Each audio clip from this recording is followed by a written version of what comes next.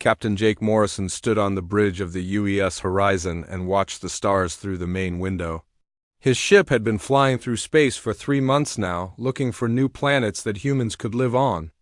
The year was 2387, and Earth was getting too crowded. People needed new homes among the stars. Jake was a good captain.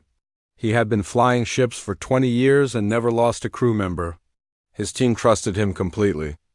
The Horizon carried 847 people, including scientists, engineers, and soldiers. They were all excited about finding new worlds for humanity. The ship's computer started beeping. Lieutenant Danny Parker looked at his screen and called out to Jake. The sensors had found something strange near a star system that was not on any of their maps. The energy readings were not natural. Something was making them. Jake ordered the ship to move closer. Dr. Lisa Carter came to the bridge. She was the ship's expert on alien life forms, even though humans had never met any real aliens before. Lisa was smart and brave. She had spent her whole life studying the possibility of life on other worlds. As they got closer to the energy source, their screens showed something amazing. Ships were floating in space near the third planet of the system. The ships looked like they were made of crystal and light. They were beautiful but also strange. Jake had never seen anything like them. The crystal ships noticed the horizon and moved toward them. Jake told his crew to be ready but not to shoot. This was humanity's first meeting with alien life. He wanted it to go well. The future of both species might depend on what happened next. One of the crystal ships sent a message. The ship's computer worked hard to understand the alien language. After a few minutes, words appeared on the screen. The aliens called themselves the Zephyrian Collective. They said they were explorers just like humans. They wanted to be friends. Jake felt excited and nervous at the same time.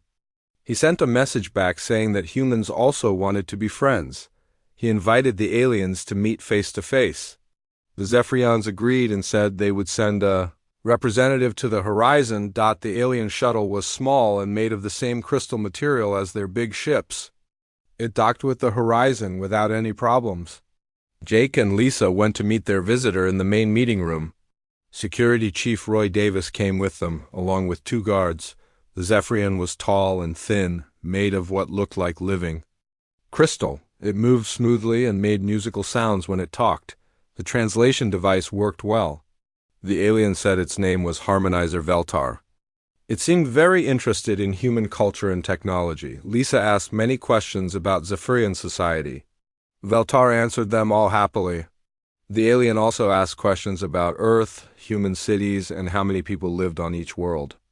Jake thought the alien was just being curious like any good explorer would be. The meeting lasted for several hours. Veltar wanted to know about human weapons and defenses. Jake explained that humans were peaceful now and only had small weapons for protection against wild animals and space pirates.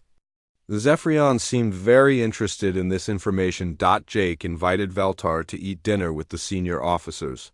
The alien could not eat human food, but seemed to enjoy watching the humans eat and talk. It asked more questions about human military forces and how fast human ships could travel between star systems. After dinner, Veltar asked to see more of the ship. Jake was happy to give a tour.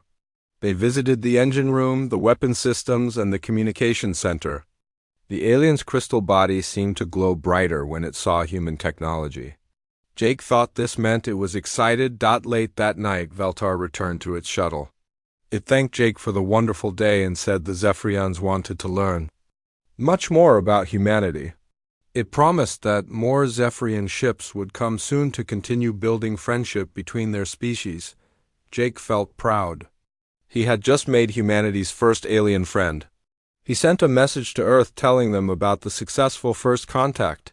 The message would take months to reach home, but Jake knew that everyone on Earth would be excited. The next morning, Jake woke up to alarms screaming throughout the ship. He ran to the bridge and found his crew staring at the screens in terror. Dozens of huge Zephyrian warships had appeared around the horizon during the night. They were much bigger than the crystal. Ships from yesterday. Lieutenant Parker's voice shook as he reported that the alien ships were charging their weapons. Jake could not believe what he was seeing. The friendly aliens from yesterday were now surrounding his ship like predators around prey. A message came from the Zephyrian fleet. It was Veltares' voice, but now it sounded cold and cruel. The alien explained that the meeting had been very useful. Zephyrians now knew how weak human defenses were. They knew where human colonies were located and how many people lived there. Jake realized with horror that yesterday's friendship had been a lie. The Zephyrians had been studying humanity like scientists study insects. They were not explorers looking for friends. They were conquerors planning an invasion. The Horizon's weapons were no match for the alien warships. Jake knew his ship was doomed, but he could still warn Earth about the coming danger. He ordered his communications officer to send an emergency message to all human worlds while the Zephyrian ships moved closer. The last thing Jake saw was the flash of alien weapons destroying his ship and everyone he had sworn to protect. 6 months passed after the Horizon disappeared. Earth received Jake Morrison's final warning message, but many people thought it might be a mistake. How could friendly crystal aliens suddenly become dangerous enemies? The government started preparing defenses just in case. But most humans still hoped for peace. Admiral Kate Sullivan commanded the Earth Defense Fleet from her flagship, the UES Guardian. She was one of the few people who believed Jake's warning completely. Kate had been a soldier her whole life and knew that sometimes peaceful meetings could turn deadly very quickly. She ordered all human military ships to be ready for battle. The attack came without any more warnings. On a quiet Tuesday morning, Zephyrian fleets appeared in 12 different star systems at exactly the same time. Their crystal ships dropped out of hyperspace like angry ghosts, surrounding human colonies that had no way to defend themselves.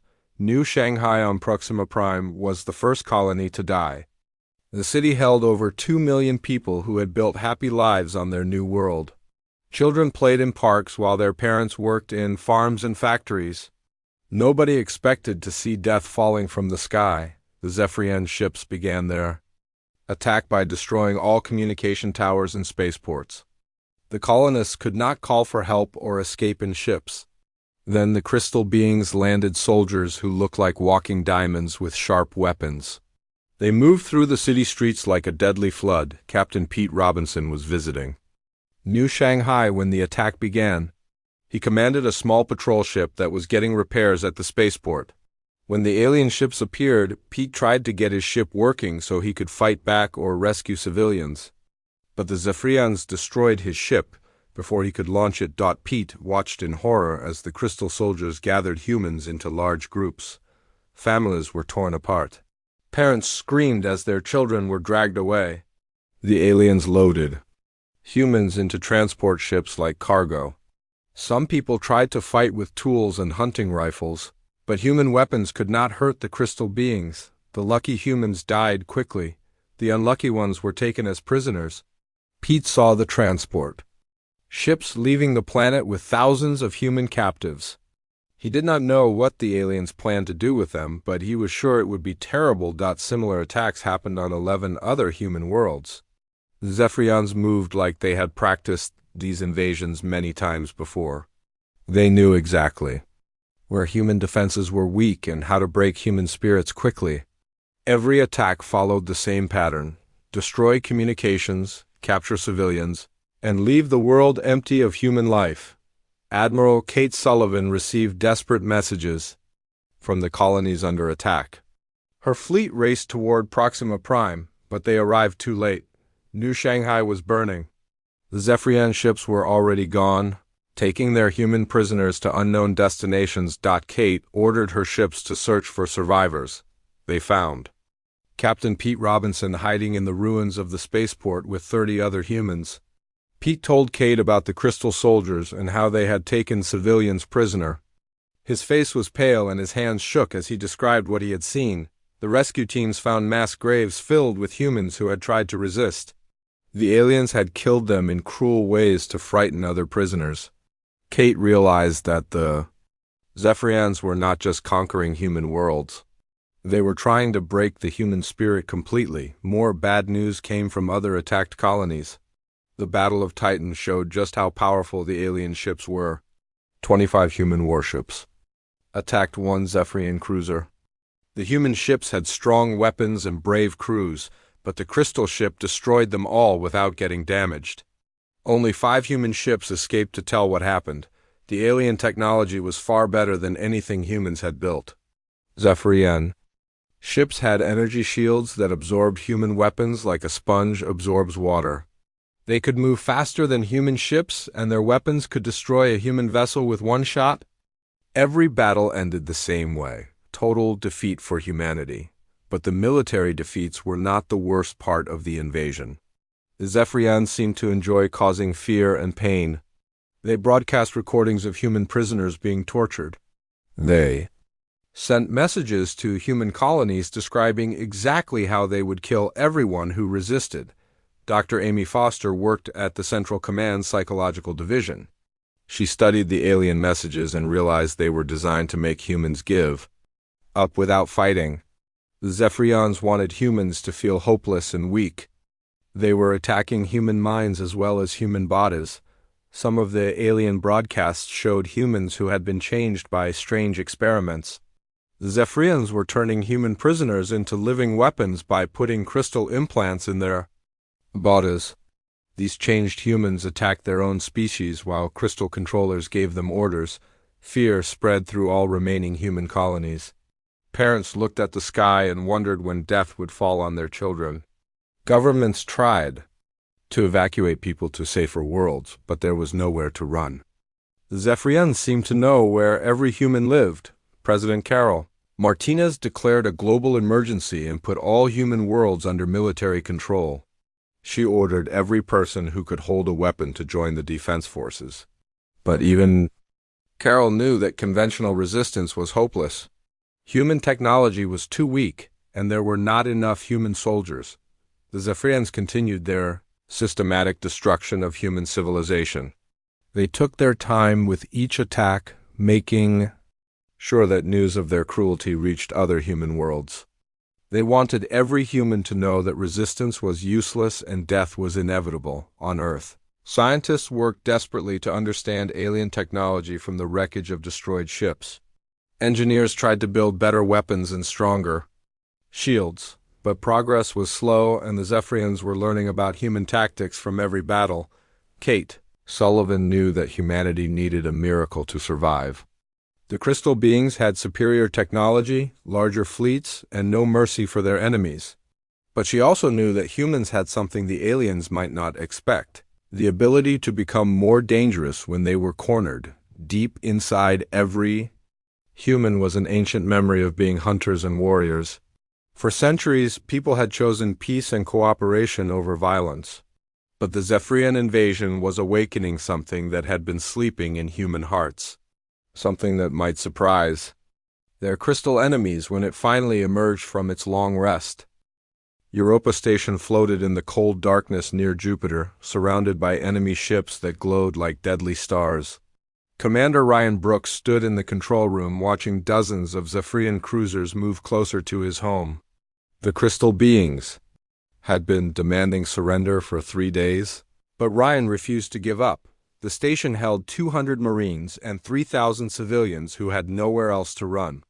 Ryan knew his people could not win against so many alien ships, but he would not let the Zephyrians take them without a fight. Europa Station was humanity's biggest research center in the Jupiter system, and it held something very important: the complete history of human warfare.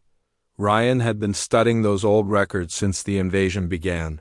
He read about ancient battles where small groups of humans fought against impossible odds. He learned about warriors who chose death over surrender and soldiers who kept fighting even when victory seemed hopeless. These stories gave him an idea that might change everything. The station's communication system could broadcast messages across the entire solar system. Any human ship or base in the area would receive whatever Ryan chose to send. Instead of calling for help that would never come, Ryan decided to send something different. He would remind every human what their species used to be. Ryan opened the historical archives and began selecting files. The Battle of Thermopylae, where 300 Spartans held off a massive army. the beaches of Normandy where soldiers charged into certain death to free their people from tyranny, the siege of Stalingrad where civilians fought house to house against invaders. Every story showed humans refusing to quit even when defeat was certain. Lieutenant Sarah Kim helped Ryan prepare the broadcast. She had been afraid when the alien ships first appeared, but now her eyes burned with new determination. Sarah understood what Ryan was trying to do. He was not just sharing history lessons. He was awakening the sleeping warrior spirit that lived inside every human heart. The broadcast began with Ryan's voice speaking calmly to every human in the system. He told them about the 300 Marines who had died defending the Alamo, fighting to the last man rather than surrender. He described the Warsaw Ghetto uprising where ordinary people used homemade weapons against trained soldiers. He shared the story of the Battle of Britain, where pilots kept flying until their planes fell apart. As Ryan spoke, something started changing in the humans who heard his words. Captain Linda Torres commanded a damaged cargo ship hiding in the asteroid belt. When she heard about the ancient warriors, she stopped running and started planning attacks. Her ship carried mining explosives that could hurt Zephyrian vessels if she could get close enough on Mars Base 7. Colonel Frank Martinez gathered his remaining soldiers and began preparing traps for the next alien assault. Instead of trying to fight the crystal ships directly, they would use guerrilla tactics like the fighters who had resisted invaders throughout human history. The Zephyrians expected humans to surrender or die quickly, but Frank planned to make them pay for every inch of ground. Dr. Amy Foster listened to Ryan's broadcast from her bunker on Earth. She had been studying human psychology during the invasion, and now she understood what was happening. The peaceful civilization that had spread across the stars was remembering its violent past. Humans were reverting to their ancestral state as apex predators. Ryan continued his broadcast for 17 hours while Zephyrian ships pounded Europa Station's shields. He told every story of human courage and sacrifice he could find. The defense of the Warsaw Ghetto, the charge of the Light Brigade, the last stand at the Battle of Cameroon. Each tale reminded humans that their ancestors had been warriors who never gave up. The Zephyrians grew impatient with the delay and launched their final assault on the station. Crystal soldiers cut through the outer hull while their ships destroyed the defensive weapons. Ryan and his Marines fell back to the central core, fighting room by room as the aliens advanced, but the broadcast continued. Ryan had recorded his final message in advance, knowing he would probably die before finishing it himself. His last words echoed across the solar system as alien weapons finally broke through the station's defenses. He reminded humans that courage was not about winning or losing. It was about fighting for what mattered even when hope was gone. When Europa Station finally exploded, only 12 Marines were still alive. But they had destroyed 3 Zephyrian capital ships and killed thousands of crystal warriors. More importantly, they had accomplished something the aliens never expected. They had awakened the ancient fury that humans had buried under centuries of civilization. The change started, small but spread quickly.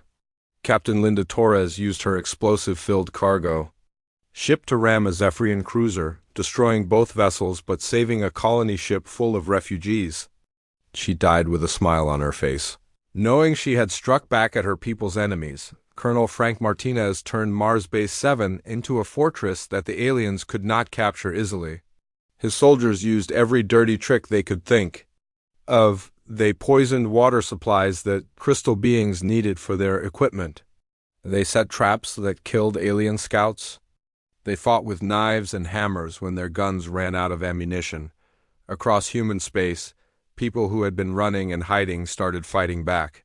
They could not match alien technology, but they could match alien cruelty with human determination.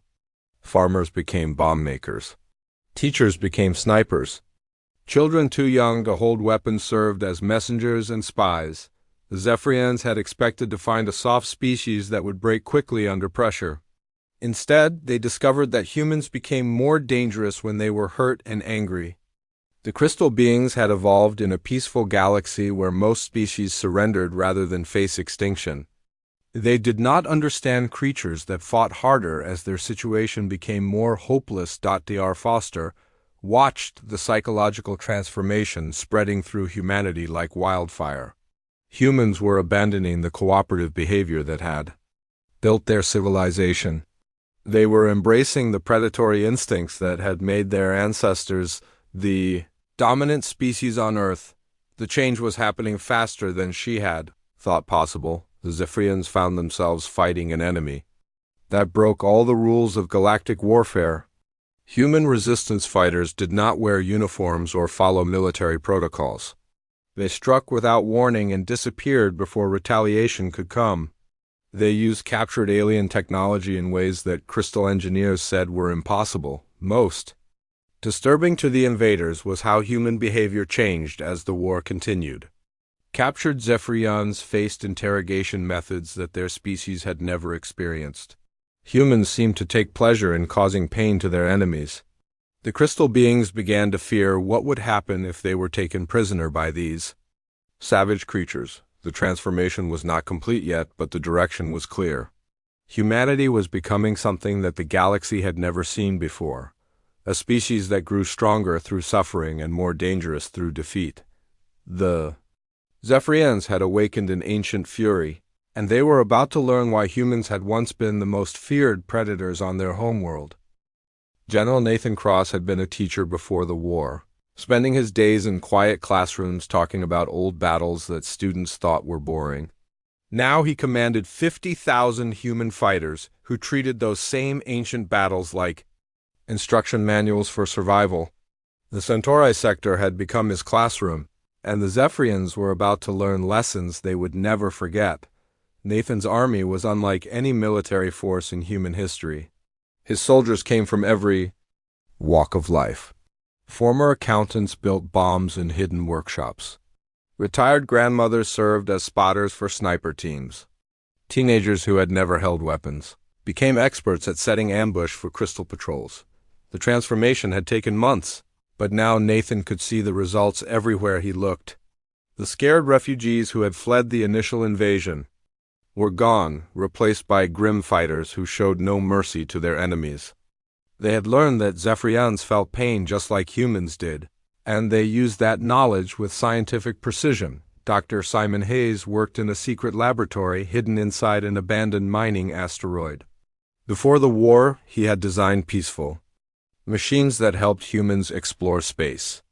Now he spent his days finding new ways to kill crystal beings. His latest project was the most dangerous thing he had ever built, weapons that could break through Zephyrian energy shields. The breakthrough had come from studying wreckage of destroyed alien ships. Simon discovered that the crystal technology used harmonic frequencies to maintain their protective barriers. If he could generate the exact opposite frequency, the shields would collapse completely. The theory was simple, but building machines that could produce the effect was incredibly difficult and dangerous. The first shield breaker, torpedoes, were crude devices that exploded half the time before reaching their targets. But Simon and his team kept improving the design while human volunteers tested each new version. Many of those volunteers died when the weapons malfunctioned, but they considered their deaths worthwhile if they helped perfect weapons that could hurt the invaders. Captain Paula Martinez commanded the first successful shield breaker attack from her modified cargo ship, the Defiant Spirit. She had volunteered for the mission knowing it was probably suicide. Her ship carried the largest shield breaker device Simon had built, but it was so unstable that firing it might destroy her vessel along with the target. Paula's target was a Zephyrian command cruiser that controlled alien operations across 3 star systems. The crystal ship was heavily defended and thought to be invulnerable behind its energy barriers, but Paula had studied the old stories about kamikaze pilots and understood that sometimes victory required the ultimate sacrifice. She approached the alien fleet pretending to be a refugee ship looking for sanctuary. The Zephyrians had learned to be suspicious of human vessels, but Paula's acting was perfect. She broadcast desperate pleas for mercy while her crew prepared the shield breaker for activation. When Paula was close enough to guarantee a hit, she dropped her disguise and charged directly at the command cruiser. The Zephyrians opened fire with every weapon they had, but Paula's ship kept flying through the storm of crystal energy. Her crew sang old Earth songs as their vessel began to fall apart around them. Paula activated the shield breaker just before her ship rammed the alien cruiser. The harmonic pulse collapsed the Zephyrian barriers an instant before the collision created a massive explosion. Both ships died in a ball of fire that could be seen from 3 planets away, but the command cruiser's destruction triggered a chain reaction that wiped out the entire enemy fleet. 43 humans died with Paula Martinez, but their sacrifice killed over 20,000 Zephyrians and freed 3 star systems from alien control. More importantly, they proved that human determination could overcome any advantage the crystal beings possessed. News of the shield breaker victory spread through human resistance networks faster than official military communications. Within days, Simon's weapon design was being copied in hidden workshops across occupied space. The materials were hard to find and the construction was extremely dangerous, but humans no longer cared about safety when victory was possible. The Zephyrians suddenly found their greatest advantage neutralized. Shieldbreaker-equipped human ships began appearing everywhere, turning the aliens' own technology against them. Crystal fleets that had seemed invincible now faced enemies who could hurt them badly. Commander Lisa Park proved that humans could win even without perfect weapons. She commanded a ragtag fleet of converted mining ships and salvaged freighters in the new Gettysburg system.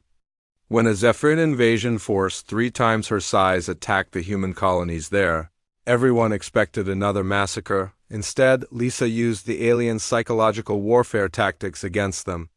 She had studied Zephyrian behavior carefully and learned that crystal beings were deeply disturbed by images of their own kind being destroyed. The sight of shattered crystal bodies caused panic reactions in other Zephyrians that humans could exploit. Lisa's ships carried cameras that broadcast live footage of every battle. When her crude weapons began shattering crystal soldiers, she made sure every Zephyrian in the system could see what was happening. The psychological impact was devastating to aliens who had never faced enemies capable of truly hurting them. The Battle of New Gettysburg lasted 18 hours and ended with complete human victory. Lisa's improvised fleet destroyed or captured every Zephyrian ship in the system. The crystal beings who survived as prisoners faced interrogation methods that broke their spirits completely. For the first time since the invasion began, Zephyrian forces began retreating from forward positions. Their commanders realized they were facing something they had not encountered before, an enemy that became more effective as the war continued. Human resistance was not weakening under pressure. It was growing stronger and more sophisticated. The crystal beings had conquered dozens of species across the galaxy, but they had never fought creatures like humans. Other races either surrendered quickly or died fighting with traditional military tactics. Humans did neither. They adapted, evolved, and found new ways to cause pain to their oppressors. Dr. Amy Foster documented the continuing transformation of human society. The cooperative civilization that had spread peacefully across the stars was completely gone now, replaced by something that focused entirely on warfare.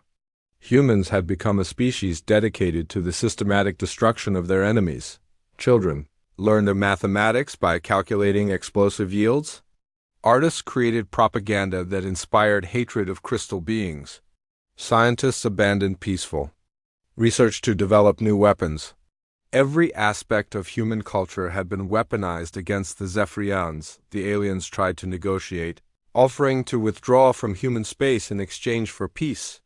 But the humans who received these offers were no longer the same species that had welcomed friendly contact just years before. They had been transformed by suffering into creatures that wanted revenge more than survival. General Nathan Cross spoke for all humanity when he rejected the Zephyrian peace proposals. His message was simple and terrifying. The war would continue until every crystal being in the galaxy was dead or enslaved. There would be no mercy for a species that had shown no mercy to human children. The Zephyrians finally understood what they had done. They had awakened the apex predator instincts of a species that had climbed to the top of its food chain through violence and determination. The peaceful humans they had planned to conquer no longer existed. In their place stood warriors who would fight until nothing remained of their enemies. The tide of war had turned completely. What had begun as an alien invasion was becoming a human crusade that would not end until the crystal beings learned the true cost of making humanity angry. The galaxy was about to discover why humans had once been the most dangerous creatures on their world. Admiral Rachel Cooper had nothing left to lose, which made her the most dangerous human in the galaxy. The Zephyrians had destroyed her homeworld of New California, killed her husband and 2 children, and turned her peaceful life into a nightmare of grief and rage. Now she commanded 300 warships crewed by people with similar stories, and their mission was beautifully simple: make the crystal beings pay for every human life they had stolen. Her fleet called itself the Vengeance Fleet, and that name struck terror into Zephyrian hearts across a dozen star systems. These were not the explorers and colonists who had first met the crystal beings with open hands and peaceful intentions. These were hunters who had learned that mercy was a luxury their species could no longer afford. The human counter-offensive was like nothing the galaxy had ever witnessed. Where Zephyrian fleets moved with cold efficiency and calculated tactics, the Vengeance fleet fought with passionate fury that bordered on madness. They did not simply defeat enemy forces. They obliterated them so completely that nothing remained but drifting particles of crystal dust. Colonel Brad Johnson led the liberation of New Shanghai, the first human colony to fall to Zephyrian invasion. His ground forces moved through the ruined city like avenging angels, searching for any crystal beings who might still be hiding in the rubble. What they found instead were mass graves containing millions of human civilians who had been executed for the crime of existing. The discovery changed something fundamental in Johnson's soldiers. They had been angry before, but seeing the bones of murdered children transformed their anger into something colder and more terrible. When they finally cornered the Zephyrian garrison that had been left to guard the dead city, the crystal beings discovered that humans could be far more creative in causing pain than their species had ever imagined. No, Zephyrian survived the liberation of New Shanghai. Johnson's forces ground their crystalline bodies to powder and scattered the dust in the wind. The city would be rebuilt someday, but it would stand as a monument to the price of making humanity furious. The pattern repeated itself across former Zephyrian territory. Human forces did not just reclaim their stolen worlds. They sterilized them of any trace that crystal beings had ever existed. Alien structures were demolished completely. Zephyrian technology was studied briefly and then destroyed. Any planet that had housed crystal colonies was left scorched and uninhabitable. Captain Roy Davis commanded the assault on Kepler Station, a former human research facility that the Zephyrians had converted into a prisoner processing center. His Marines fought through crystal defenses with weapons that fired fragments of broken alien bodies. The psychological effect on defending Zephyrians was devastating. When Davis's forces reached the prisoner cells, they found horrors that would haunt their dreams forever. The Zephyrians had been conducting experiments on human captives, trying to understand how human psychology worked. They had learned that humans became more cooperative when their family members were tortured in front of them. Davis and his Marines ensured that every Zephyrian scientist died slowly and painfully. The crystal beings who had treated humans like laboratory animals discovered what it felt like to be on the other side of the experiment. Their screams were recorded and broadcast to other alien facilities as both warning and promise, but the most shocking moment in the counteroffensive came when humans encountered other alien species for the first time. The Meridian Trade Confederation was a peaceful alliance of merchant races who had been quietly trading with both humans and Zephyrians before the war. They expected humanity to seek allies against their crystal enemies. Ambassador Helen Carter delivered humanity's response to the Meridian delegation on the neutral world of Haven's Rest. Her words chilled every alien diplomat in the room. Humans remembered exactly who had helped them during their darkest hour, and who had chosen to profit from their suffering instead. The Meridians had sold food to Zephyrian forces while human children starved in prison camps. They had provided transportation for crystal troops while human refugees died in space. They had remained neutral while genocide was committed against an entire species. Helen's message was clear and terrifying. When the war with the Zephyrians ended, humanity would remember every species that had remained silent during the slaughter. The accounts would be settled in full, with interest calculated in blood. The alien delegates left Haven's Rest in panic, spreading word throughout the galaxy that humans had become something monstrous. The cooperative species that had once sought peaceful trade, relationships had transformed into remorseless killers who would hold grudges for generations. Fear began spreading through non-human civilizations as reports of human brutality reached their governments. The Zephyrian War had become something more than a conflict between two species. It was revealing humanity's true nature to a galaxy that had never seen apex predators in action. Dr. Amy Foster continued documenting the psychological transformation that had consumed her species. The humans fighting the counteroffensive were no longer recognizably the same creatures who had built peaceful colonies among the stars. They had become something that the galaxy's other species could barely comprehend. An entire race dedicated to the complete destruction of their enemies. Human tactics evolved beyond simple military operations into something approaching art. They did not just want to defeat Zephyrian forces. They wanted to break crystal morale so completely that the survivors would never dare to threaten humanity again. Every victory was designed to send a message that would reach the furthest corners of Zephyrian space. The Battle of Crystal Falls demonstrated just how far human thinking had evolved. Admiral Cooper's fleet faced a Zephyrian stronghold that was considered impregnable. Instead of attempting a direct assault, the humans spent 3 months systematically destroying every supply line, communication relay, and escape route leading to the fortress. When the siege finally began, the trapped Zephyrians found themselves completely cut off from reinforcement or rescue. Human forces broadcast continuous messages describing exactly what would happen to any crystal being who tried to surrender. The psychological pressure was so intense that many defenders died from stress-related failures before the final assault even began. The human war machine had become more than a military force. It was an expression of species-wide fury that turned ordinary people into instruments of revenge. Factory workers designed ammunition specifically to cause maximum pain to crystal beings. Engineers built weapons that would malfunction in ways that tortured their targets before killing them. Children born during the war learned hatred along with their first words. Human culture had been completely militarized, producing generation after generation of warriors who would carry the fight against any enemy of their species. The peaceful explorers who had first reached for the stars were gone forever, replaced by predators who viewed the galaxy as their hunting ground. The Zephyrians found themselves fighting not just human soldiers, but an entire species that had devoted every aspect of its existence to their destruction. Crystal beings began retreating toward their home systems, hoping that distance might provide some protection from the fury they had unleashed. But Rachel, Cooper, and her vengeance fleet followed them relentlessly.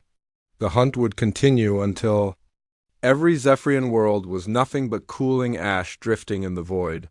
Humanity had learned what it meant to be truly angry, and the galaxy would never be the same. The Zephyrian home system had never known fear until Admiral Rachel Cooper's vengeance fleet emerged from hyperspace like a swarm of metal predators hungry for crystal blood. 800 human warships surrounded the birth world of a species that had ruled dozens of star systems for over 1,000 years. The crystal beings who had started this war by destroying innocent explorers were about to learn the final cost of making humanity angry. Rachel stood on the bridge of her flagship, the Retribution, watching Zephyrian defense fleets scramble to protect their ancient cities. The enemy had gathered every ship they could find, creating the largest space armada in their history. But numbers no longer mattered. The humans who had survived this war were no longer the peaceful explorers who had once offered friendship. To crystal strangers, they were apex predators who had remembered why their ancestors had conquered their home world, the battle for Zephyr. Prime began with human ships broadcasting recordings of the new Shanghai massacre. Crystal defenders heard the screams of murdered human children echoing across communication frequencies. They saw images of the mass graves their species had dug. They listened to the final words of human prisoners who had died in alien laboratories. Captain. Steve Mitchell monitored his sensor displays from the command ship Nemesis when something impossible appeared on his screens. Massive energy signatures were approaching from beyond the galactic rim, moving faster than anything in known space. The readings were unlike Zephyrian or human technology. Something else was coming to their battlefield. Steve's instruments identified the approaching objects as machine constructs the size of small moons. Ancient artificial intelligence systems that had been dormant in the darkness between galaxies for millions of years. The Devourers had awakened from their long sleep. Attracted by the energy emissions of the Great War between biological species, the first Devourer ship entered the system like a nightmare made of metal and malevolent purpose. It began consuming the outer planets immediately, breaking down matter into energy to feed its own systems. Where thriving worlds had existed moments before, only empty space remained. Admiral Cooper received reports from her scouts that filled her with cold horror. The Devourers were not just another enemy to fight. They were the antibodies of a machine intelligence that viewed all biological life as a contamination to be eliminated. Their technology was millions of years more advanced than anything humans or Zephyrians possessed. The crystal beings understood the threat instantly. Their ancient records contained warnings about the machine entities that had destroyed countless civilizations before entering hibernation. The Zephyrian High Command sent a message to Cooper that would have been unthinkable just hours before, a request for alliance against a greater enemy. Rachel Cooper had spent years planning the complete extermination of every Zephyrian in the galaxy. Her fleet carried weapons designed specifically to cause maximum suffering to crystal beings. Her soldiers had been trained to show no mercy to the species that had murdered human children. But now she faced a choice that would define the future of all biological life. "We may hate you," Cooper transmitted to the Zephyrian fleet, "but you're still alive, still biological. The Devourers will consume you just like they'll consume us. After we deal with them, we can go back to killing each other." The alliance was fragile and built on mutual necessity rather than trust. Zephyrian ships moved into formation beside human vessels that had been trying to destroy them moments earlier. Crystal commanders shared tactical data with human officers who had sworn to grind their species to dust. Ancient enemies became reluctant partners facing extinction together. The war against the Devourers began immediately. The machine entities attacked both biological fleets without distinction, viewing humans and Zephyrians as equally contaminated, targets that needed elimination. Their weapons could strip matter apart at the molecular level. Their shields absorbed energy from entire stars. Captain Roy Davis led the first combined assault from his destroyer, Vengeance. Human shield-breaker technology proved surprisingly effective against Devourer defenses. While Zephyrian harmonic weapons could disrupt machine coordination systems, the two species discovered that their different approaches to warfare complemented each other perfectly. The fighting lasted 18 months and cost both sides enormous casualties. Human crews learned to work alongside crystal beings they had been trained to hate. Zephyrian officers began understanding human tactical flexibility and willingness to sacrifice individual ships for strategic advantage. Enemies became comrades. In the face of total annihilation, Dr. Simon Hayes worked frantically with Zephyrian scientists to develop new weapons that could hurt the machine entities. The crystal beings were shocked by human innovative thinking and refusal to accept defeat. They had never encountered a species that became more creative when facing impossible odds. The final battle against the Devourers took place in the wreckage of 3 destroyed solar systems. The last machine stronghold was a construct the size of a gas giant protected by technology that could manipulate space and time. Human and Zephyrian fleets attacked together in desperate coordination, Captain Paula Martinez's daughter, Lieutenant Dana Martinez, piloted the ship that delivered the killing blow to the Devourer Command Nexus. She followed her mother's example by ramming her crippled vessel directly into the machine entity's core. Her final transmission was simple: "This is for Earth and for everyone who wants to stay alive." When the last Devourer was destroyed, surviving humans and Zephyrians faced each other across the battlefield once more. The temporary alliance had ended the immediate threat, but both species remembered what they had been fighting about before. The machines arrived. The war between them resumed almost immediately, but something fundamental had changed. The galaxy had witnessed what human rage could accomplish when properly focused.